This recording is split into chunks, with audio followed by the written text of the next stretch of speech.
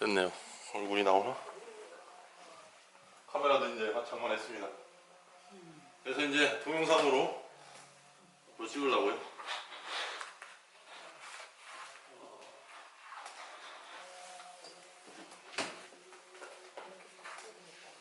고생한 거는.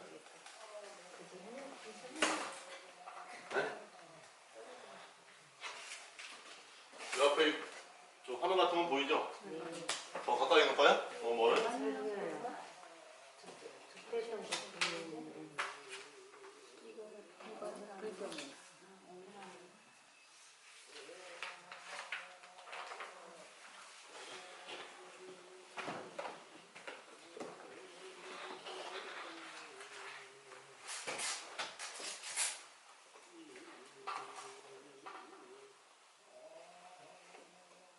화면이 흔들려갖고.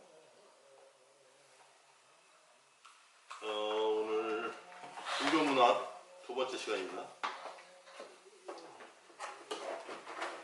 내용이 많아서 쉽게 나가야 될 것 같아요. 박경남 목사님? 그렇죠? 최순자 목사님? 이승윤 씨는 일어났고, 이미자 목사님?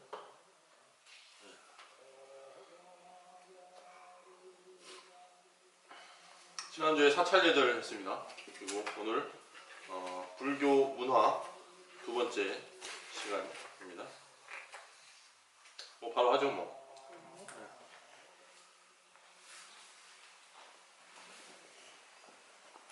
네, 포인트 하나씩 가져가시죠.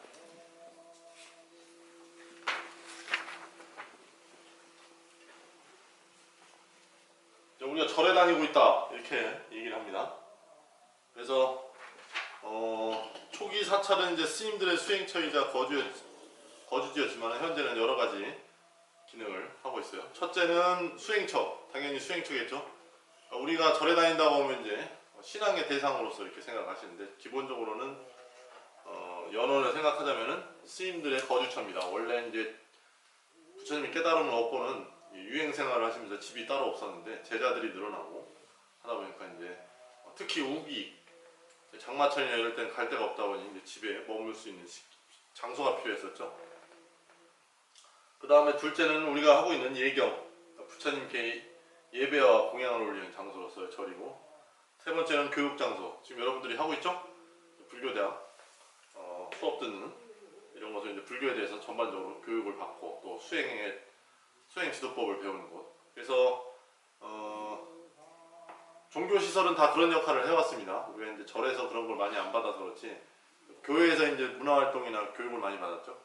이제 남반부격공 가면 절에서도 이거 교육처의 영향을 많이 합니다. 그래서 이제 먹고 살기 힘든 애들은 이제 절에 가서 스님이 돼서 교육을 받기도 하고, 절에 가서 교육을 받기도 하고, 글자를 가르치기도 하고, 여러 가지 일들을 했었습니다. 그 다음에 네 번째는 전법의 장소, 법을 전하는 장소, 이제 포교의 장소로서의 절이 역할을 한다. 그 다음에 다섯 번째는 봉사의 장소.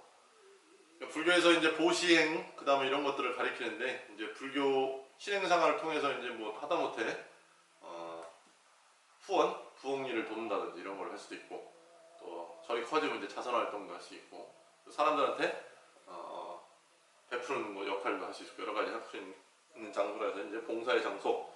그래서 수행, 예경, 교육, 전법, 봉사의 장소라 이렇게 생각하시면 돼요. 봉사도 이제 일종의 여러분이 배운 걸 실천하는 방법이겠죠. 최초의 절은 마가다국의 빈비사랑이 시주한 사찰인 중림정사가 최초의 사찰입니다. 여기 문제 보면 나와있죠? 지금 이제 터만 있는 형식인데, 여기 보면은 최초의 사찰이 중림정사입니다. 그 다음에 경전에 대부분 나오는 사찰은 특히 이제 금강경에 보면은 기수국 고도관이라는 말이 많이 나오는데, 여기가 이제 기원정사를 뜻합니다. 이제 기수태자의 극고도관이 뭐 아무튼 그 태자 이름과 그 다음에 이거를 시주한 사람의 이름이 같이 있는 거예요. 소유주의 이름이 기타태자였고, 그 다음에 극고독장자라는 이제 말 풀어서 쓰면은 이제 외로운 사람들을 도와줬자 해서 이제 극고독이라고 부릅니다. 그래서 이제 원래는 태자 소주였는데 극고독장자라는 부자가 부처님한테 이제 귀의를 해왔고, 앞만 봐도 스님들이 머물기에 좋은 곳이라서 시주를 하려고 했는데 이 태자가 웬만하면 시주를 안 하는 거예요. 그래갖고 그냥 농담으로 뭐 길을 금으로 내가 포장을 하면 내가 시주를 할게 이래갖고 이제 그 얘기를 듣고 진짜로 금으로 포장을 하니까 감동을 해서 시주를 했다 뭐 이런 얘기가 있습니다. 그래서 이제 부처님께서 깨달음을 얻고 이제 전법 활동을 하신 게 45년인데 그 중에서 25한 거를 이곳에서 보내기 때문에 대부분의 중요한 말씀은 이 기원정사에서 행해졌다 이렇게 생각을 하시면 되겠습니다. 네, 중림정사 최초의 사찰이라고 했죠. 중림정사는 그냥 뭡니까? 대나무가 많아서 중림정사겠죠. 그 다음에 기원정사 터인데 이제 부처님께서 여기에 머무셨다고 그래요. 여기 사진을 보세요. 네. 네. 수보리존자가 머무는 장소였다고 이제 기원정사 터가 있습니다. 그만큼 규모가 얼마나 컸는지 알 수 있겠죠? 네, 큽니다. 꽤. 왜냐하면 뭐 스님들이 2,500 비구가 살았다고 하니까. 우리나라 현재 2,500명이 머무는 절이 없어요. 한국에. 100명, 150명까지 있겠네요. 저기 봉암사가 제일 크니까. 교육기관이 이제 선방 중에 제일 큰 데가 이제 오히려 그런 역할을 하고 있는데. 끼케야 150명입니다. 2,500명 어마어마한 규모죠. 산치대 탑은 이제 그 이후에 나온 탑이고. 이건 어디 있는 거예요? 다 인도에 있죠. 네? 인도. 예. 부처님이 이제 인도 북부 사람이에요. 그러니까 이제 저 남부가 아니라 그래서 그 근처에 걸쳐갖고 왜냐면 인도는 큰 나라니까 걸어서 다닐 수 있는 데가 이제 한계가 있을 거 아니에요. 네팔하고 인도 북부를 걸쳐갖고 이제 전법 활동을 하셨죠. 산치대 탑은 그 이후에 이제 전륜선왕이라고 불리는 왕이 이제 세운 탑입니다. 초기에는 이제 부처님을 보리수로 표현했어요. 부처님은 자기를 성상으로 모시지 말라고 얘기를 했거든요. 그러다 보니까 이제 처음에는 보리수는 이제 깨달음을 얻은 나무를 뜻합니다. 그래서 보리수나 그 다음에 아니면 불좌 앉아 계시던 자리 뭐 이런 그다음에 족적 이런 걸 모셨습니다. 시간이 지나면서 이제 불상을 모시기 시작했죠. 그 다음에 중국으로 전래돼서는 이제 절사자라고 하죠. 우리가 절사자를 써서 그러는데 원래는 이제 공기관을 뜻합니다. 외국에서 이제 사절단이 와서 머물던 공간을 절로 쓰기 시작해서 이렇게 된 거였는데, 그러니까 기본적으로 우리나라 조선시대 건축이나 일반 그 양반들이나 건축 양식이 절 양식하고 비슷해요. 그러니까 좀 있던 사람들이 살던 집, 그 다음에 공관서를 절로 쓰던 게 이제 사자로 해서, 그래도 지금도 이제 그 사자는 여전히 쓰고는 있습니다만, 원래는 공기관이 쓰는 건물을 절로 썼었다. 그래서 이제 절사자를 부르고 있는 겁니다. 그래서 한나라 명제 때부터 이제 사자를 써서 했는데, 최초의 사찰은 백마사, 이제 여기 백마사라는 절입니다. 중국의 낙양에 있다고 해요. 저 낙양까지는 가본 적이 없지만 백마사는 가봤어요. 남쪽에 있는데 선찰 답사할 때 한번 갔다 왔는데. 그 다음에 중국 최초의 사찰은 백마사. 그래서 큰 절은 사, 조그만 절은 원이라고 부릅니다. 뭐 기원정사는 큰 절이니까 그렇고, 그 다음에 뭐 원자 붙는 절들도 있죠. 그 다음에 더 작은 거는 암이라고 부르죠. 우리나라에서는. 그죠? 사, 원, 암 하는데 요새는 뭐 크게 상관없이 원인데도 큰 데도 있고, 예, 암인데도 큰 절도 있습니다. 좀 크게 구분은 하지 않는데 그냥 사, 원, 암 이렇게 그냥 구분을 적당히 하고 있다 이렇게 보시면 돼요. 일본에서는 상식적으로 이제 일본에서는 절을 테라라고 부르고, 태국에서는 왓, 티베트에서는 곰파라고 부릅니다. 오대산, 남선사, 이게 이제 중국산. 좀 분위기가 다르죠? 중국절하고 티벳절하고는. 티벳은 이제 국가가 종교를 지탱하고 있다 보니까 재정일치 사회죠. 그러다 보니까 이제 성 역할도 같이 합니다. 절이. 그러다 보니까 이제 규모가 더 크죠. 국가다니까. 고구려 최초 사찰 초문사터라고 하고, 그다음에 우리나라에는 문헌상 가장 오래된 사찰은 불갑사라고 해요. 385년에 창건했다고 합니다. 그래서 한국은 고구려 사람인 아도 스님이 신라 땅에 불교를 전하려고 몰래 숨어들었는데 그때 스님이 머물던 집이 털레였다고 그래요. 털레 하다 보니까 이제 그게 절이 됐다는 설이 있어요. 정확하진 않습니다. 한 두 가지 설이 있는데 이렇게 됐다는 얘기가 있습니다. 그 다음에 현존 최고 사찰 강화 전등사가 382년 창건했는데 현재까지 남아있는 사찰이요.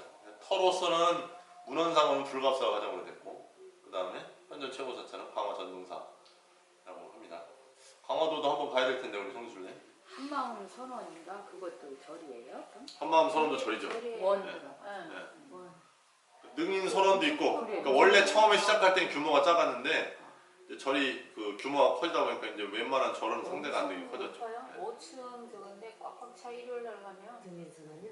능인 선언하고 있는데 한마음 선언하고. 한마음 선언 저기 안양에 있는 텔레비에 보니까. 여기 보다님이 한마음 선원인가? 한마음 선언 다닌다고 그랬대. 수원에서 수원에서. 그쪽으로 이사 와갖고 원래 시작은 작았습니다. 이제 그러다 보니 근데 그 스님이 원력이 있다 보니까 이제 능인 선언이나 한마음 선언 같은 절이 더 커졌죠. 웬만한 사찰보다 더 커져서. 그럼 완전 무슨 자리가 없어 이렇게 가면 그렇죠. 엄청 이건 익산 미륵사지 가람 배치도입니다. 일요일 날 가면 그러니까 보면은 강당 아이고 그것도 조계종이래. 보여요 이게 강당지라고 글자 보입니까? 네. 중금당지, 서금당지, 동금당지, 목탑지, 동탑지, 목탑지, 석탑지 이렇게 이제 기본적으로 익산미륵사지가 이렇게 돼 있다. 생각합니다. 최근에 이제 복원됐다고 오늘 뉴스 저기 불교신문 보니까 나왔더라고요. 엉터리를 했다네요. 익산미륵사지? 네. 복원됐다는 거 봤어요. 제가 워낙 많이. 근데 그게 그 양식이 안 맞게 엉터리를 했다는 얘기 있더라고요. 그래요. 강당은 이제 여기서 보면 강당은 저걸 뜻해요. 이제 설법을 하는 장소를 강당이라고 합니다. 금당은 부처님이 모셔져 있어서 금당이고 중문은 이제 들어가는 문이고 그다음에 서탑, 동탑, 회랑 뭐 이런 식으로 구성되어 있습니다. 경주 황룡사지 똑같죠? 강당 그다음에 금당, 서금당, 동금당, 목탑, 종로 이런 식으로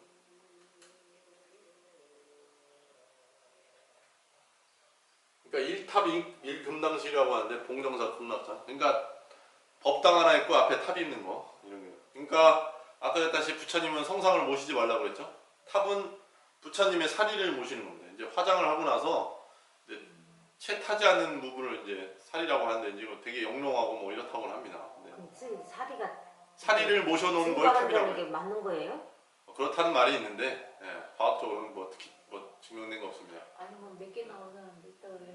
아니 그 사리가 이제 부처님이 사리가 8섬 너만이 나왔다 뭐 이렇게 얘기하는데 우리나라에 이제 5곳에 부처님 지진사리가 모셔졌다고 해요. 나머지 일반 조그만 데에서 사리 모셨다고 하는 거는 이제 부처님 사리라고 말을 하는데 대부분 이제 큰 스님들 화장하고 나온 사리를 모시는 사찰이 대부분. 저는 이해가 안 가서 그 많은 아니 사리들이 그 부처님이 지금 스님이 아니신데도 그 돌아가시고 나서 뭐 사이가 나서 그런 것도 있던데 그 진짜인지 모르겠지만 안 봤으니까. 이제 수행을 뭐 열심히 하고 이제 덕이 높으면 나온다고 하는데 그 세속적인 믿음이고 나오는 스님도 있고 안 나오는 스님도 있고 일반인도 나올 수 있죠 뭐 여러 가지 있습니다. 근데 이제 특히 이제 나 마찬가지랬는데 그게 큰 스님이 열반이 들고 나면은 나오는 경우가 있어서 이것도 신앙의 대상으로 되어 있긴 하지만 뭐 딱히 깊이 생각하실 필요는 없습니다. 거기에 뭐가 있다 이렇게 믿어버리면은 중시한다 그러더라고. 해인사 대적광전인지 1탑 임금 당시 그러니까 탑 하나에 법당 하나면 1탑 임금인데 중요한 건 아닙니다. 이렇게 아시면 돼요. 그냥 이런 식으로 구성이 된다. 탑이 없는 절도 있습니다. 송황산 탑이 없어요. 무탑. 네. 불법승 삼보사찰 중에 이제 승보사찰이 송황사이기 때문에 스님들 교육기관으로 가장 유명합니다. 그래서 오히려 탑이 없는 경우도 있어요. 쌍탑 1금당 뭐겠어요? 이제 탑이 2개고 법당이 하나 있는 걸 말합니다. 네. 어디일까요? 불국사 같은데? 화엄사 가람구조. 이제 뭐 화엄 표시를 이렇게 한문으로 표시를 했다고 뭐 이렇게 돼 있구나. 화엄사가 이제 절이 아름답기로 유명하다고 하네요. 다음에 불상의 유래와 기원.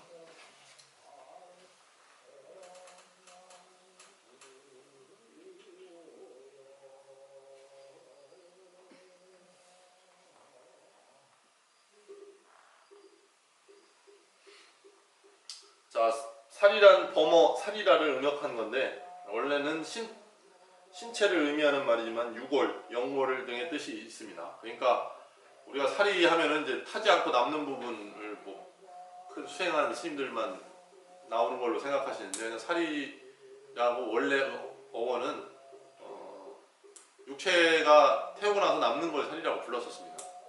이제 스님들이 특별히 나오는 분들이 있으니까 이제 그런 거죠. 근데 부처님의 육신을 화장한 뒤 나온 작은 구슬의 결정체, 크기도 여러 가지, 색깔도 뭐 여러 가지로 있다고 합니다. 그래서 오색이 뒤덮인 영롱한 빛깔을 띠고 있는 것도 있다고 합니다. 그래서 초기에는 부처님의 족적, 그 다음에 사리탑, 사리를 모셔놓은 걸 탑이라고 한다고 하죠. 그 다음에 보리수나무, 깨달음을 얻은 나무입니다. 그 다음에 이제 법륜 등이 초기에는 신앙의 대상이었습니다. 볼까요? 자, 불상은 부처님의 상을 모시는 걸 말하죠. 그래서 지원작업하네.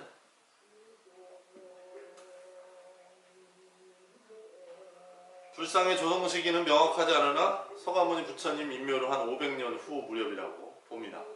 정확하진 않아요. 그러니까 이제 돌아가시고 나서 모시지 말라고 했지만 시간이 지나니까 사람들은 눈에 보이지 않으면 믿질 않잖아요. 그러다 보니까 이제 서서히 부처님을 조성하기 시작한 거죠.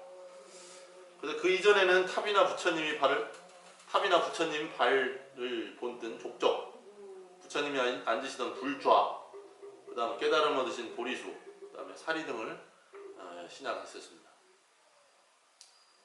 족적은 이제 뭐 이런 식으로 발 모양 뜨고 거기다 이제 법륜 마크도 넣고 뭐 만자도 넣고 뭐 이런 겁니다. 이게 진짜 부처님 발 모양이라고는 하는데 이런 식으로 그림을 넣고 이렇게 모셨었어요. 야, 지난주에 절하는 거 배울 때 이제 고두레나 발을 들으니까 부처님의 발을 모시는 거라고 했죠. 존경하는 의미로. 그러니까 나를 낮추고. 다 이런 의미로 하는 겁니다. 살이 이런 식으로 뭐 나온다고 해요.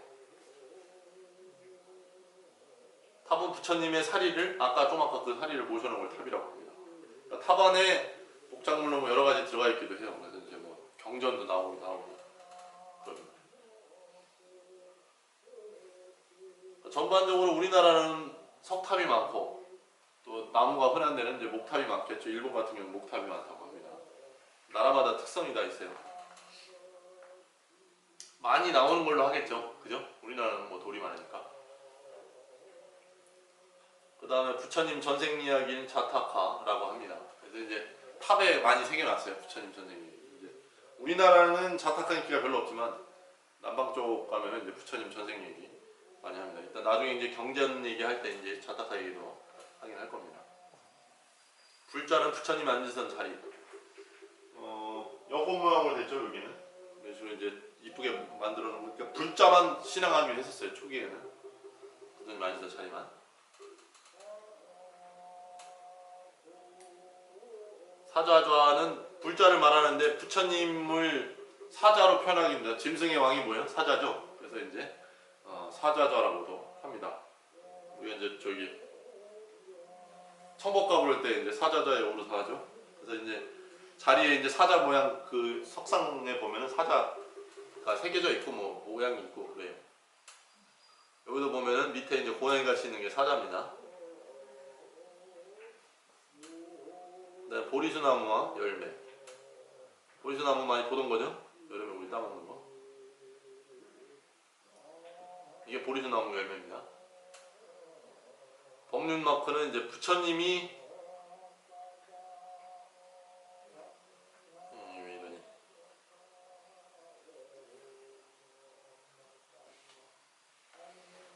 법륜은 법의 수레바퀴를 뜻하는 거예요. 법륜 스님이라고 있죠? 네, 유명하신.